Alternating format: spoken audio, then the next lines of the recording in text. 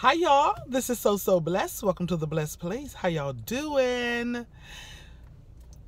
Oh, Friday, TGIF. Yeah. I didn't think about that until just that second. So happy TGIF, you guys. Today's topic is brought to you by one of my blessed ones, Debra Calhoun. Thank you, Debra, for this topic. And Debra asked me to speak about how our perspective can shape our world for the negative or the positive, or having the right perspective or the wrong perspective could shape our world for the positive or the negative. So let's just get into this. Debra, you are so right.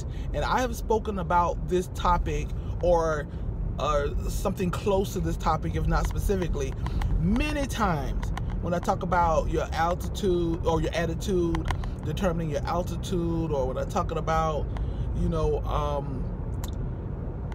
how our attitude can determine the success in our life, etc., etc. But when it comes to perspective, let's just talk about first, what is perspective?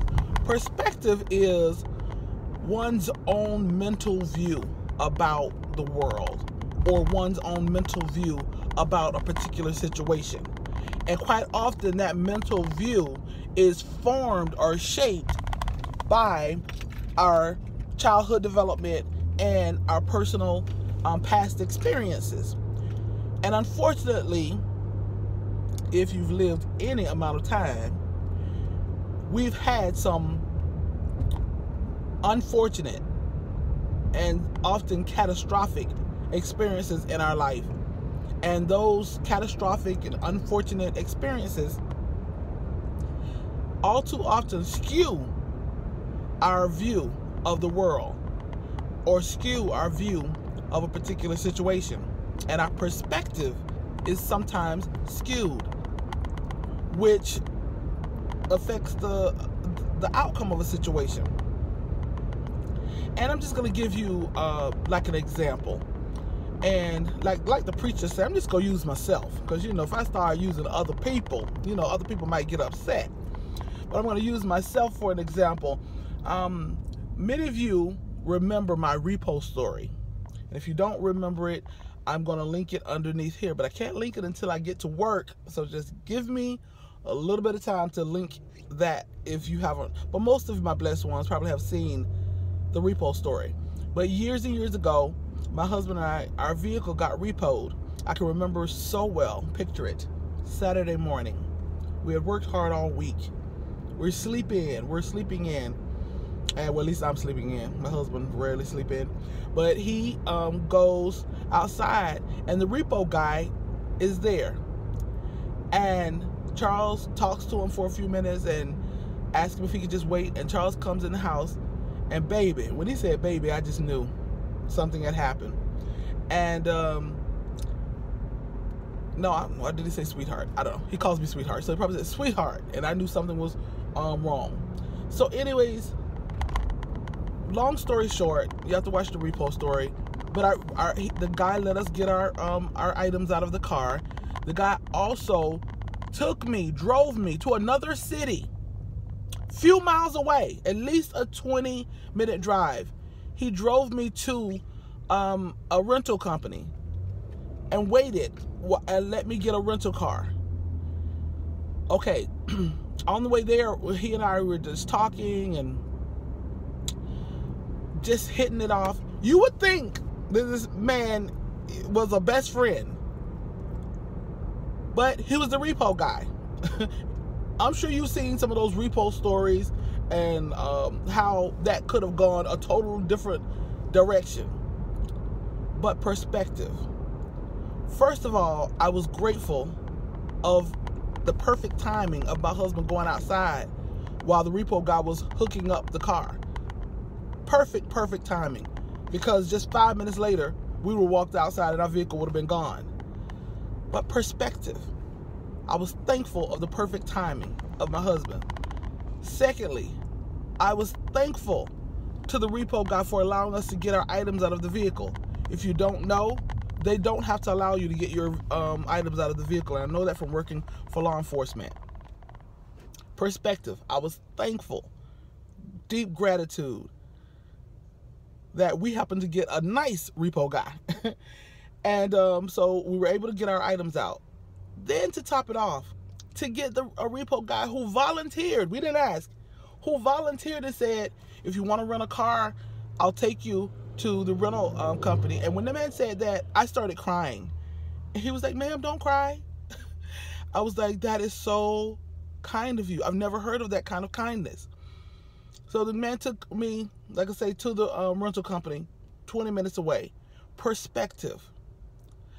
Then once everything was all done and we had our car, and I drove back home, my husband and I were just recounting the whole situation. Of course we were upset about getting our vehicle repossessed. Of course I was devastated. I never had any type of situation like that, or repo or money problems like that or anything. But perspective, you know, I kept a cool head, calm demeanor, a great attitude with the repo guy, and in turn he helped us out. After I got back and my husband and I were talking, we were recounting what we were grateful for. All those things that I just named, he and I were talking about what we were grateful for. And we were grateful to God for his grace and his mercy. Instead of being angry with God and saying, you know, we put our money into the church, we're faithful, that's why we got our car repoed, etc., etc. We were grateful and thankful to God for his goodness and his grace and his mercy, and how he just sent the right person to repo our vehicle. It may sound crazy, but it's perspective. Perspective. Because had we had a total different perspective, it could have been a total different situation. It could have been a debacle. My husband could have been out there and he could have gotten angry. He could have gotten physical. He could have let that old Charles rise up in him. But he didn't. But that could have been a total different situation. My husband could have ended up in jail, trying to fight the repo guy, just all kinds of things. But you see how it could have gone two different ways. But it was all about perspective, because our perspective was one of gratitude. Gonna give you another example. This is more recent. Just happened yesterday. I was at work, and there was a police car parked beside me in our parking lot at work, and I could tell the engine was on, and somebody's leg was hanging out of the car onto, the foot on the ground, one foot on the ground.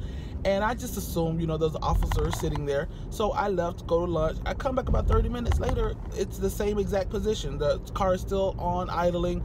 The door is open. The foot is hanging out the door. I said, well, Debra, maybe, you better check. Make sure anybody had a heart attack or something. So I go and I say, are you okay? And I find that it's one of the guys that he says, he was just really dismissive. And I was like, are you okay? He's like, yeah, and he, mumbled something and just kind of he said, bye. And I said, wow, what did I do to you? And then he was like, nothing.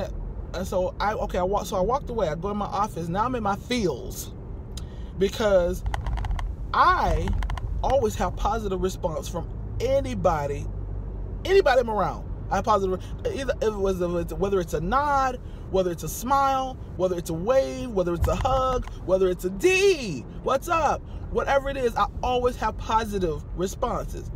This is the first time I've ever that I can even remember, whether it's work, school, play, church, anywhere, that I had such a negative, rude response. Just dismissal. He said bye, and like that. And I go in my office and I say, okay, I know, got your number, put that in my memory bank. I know how I'll be responding to you next time you come try to talk to me or ask me for something. So I had already made a determination that, how I was going to act, how I was going to plot my little revenge. But then the Holy Spirit said, you know what, Debra? You're used to very positive responses. You're a very joyful person, very affable person, very gregarious person, and people are drawn to you, and you're not used to such a negative response. And the first time you get a negative response, this is the way you're you want to act. This is the way, this, you're plotting. But this is the time to show the love of Christ in your life. This is the time to show who you really are, what you're really made of. So who are you really? What are you really made of? Like I talked about in that last video, are you oops, oh Lord. I'm hitting the thing. This is the time to show, are you walking around with, I think I said it wrong last time, but are you walking around with seedless fruit? Or do you have seed in your fruit? And I said, I repented. I said, Lord, please forgive me for my wrong thinking, my wrong perspective on this. The correct perspective is, this is the time to let the love of Christ shine in me. This is the time to not act or reciprocate, how he treated me, but to be kind, be thoughtful, ask, is everything okay? And when I resigned in my heart that that's what I was going to do, he came into my office, not maybe 30 minutes later, and profusely apologized, begged my pardon, asked me please forgive him. He said he was just working on something, and he was trying to remember a sequence of numbers, and he was trying not to forget. He's like, I'm not young like I used to, and I needed to remember these sequence of numbers. And he said, I thought about it when you walked away. I was so rude, and I'm so sorry. And he apologized profusely, and I told him, no problem at all. Don't even think about it. Don't even worry about it again. It's done. It's gone. It's forgotten. So that's just an example of perspective. Perspective can change your whole world for the better or for the worse. Sometimes we have to get out of self and try to think about someone else's position. Sometimes we have to get out of our own bad experiences and not let those experiences shape or form our thought pattern into a negative direction. Even when our thoughts start to go negative, we got to rein those thoughts in and change our mind, change our thinking about something. In relationships, sometimes we tear down our relationships, whether it's mother-daughter, whether it's sibling, whether it's more intimate, husband-wife relationship. We can tear down our own relationship. We can destroy our own relationship because of our perspective on things. Sometimes try to think of the other person's perspective. Communicate about it and try to see each other's perspective. And even if I don't understand your perspective, agree that I will respect it. That I could go so much more into perspective, because perspective is deep. And a lot of times as women, I'm just going to leave you with this, a lot of times as women, we move from the perspective, we operate from the perspective of fear. And that's a whole nother deep video, and I could get into that. And men will often operate from the perspective of inadequacy. So women operate from the perspective of fear at times, and men operate from a perspective of inadequacy. And when we feel fear or inadequate, our whole perspective change about certain things in life, and especially in relationships. Whole nother video, basing your relationship on inadequacy and fear. Okay, you guys, that's it. You all have an amazing weekend. I don't know what I'm doing this weekend yet. Oh, yes, I do. Saturday morning, I'm working. Saturday night, I'm going to a birthday dinner. Sunday, I'm going to church. And somewhere in there, I'm trying to get me some rest. Okay, you guys, have an amazing weekend, and I'll probably be back with you this weekend. Probably Sunday, I may do live stream Sunday evening, probably about 9 p.m. Not making a promise, but I will put out a notice to let you all know. Follow me on YouTube. No, we're on YouTube. So follow me on Instagram at SoSoBlessed1. All right, love y'all. Y'all be blessed.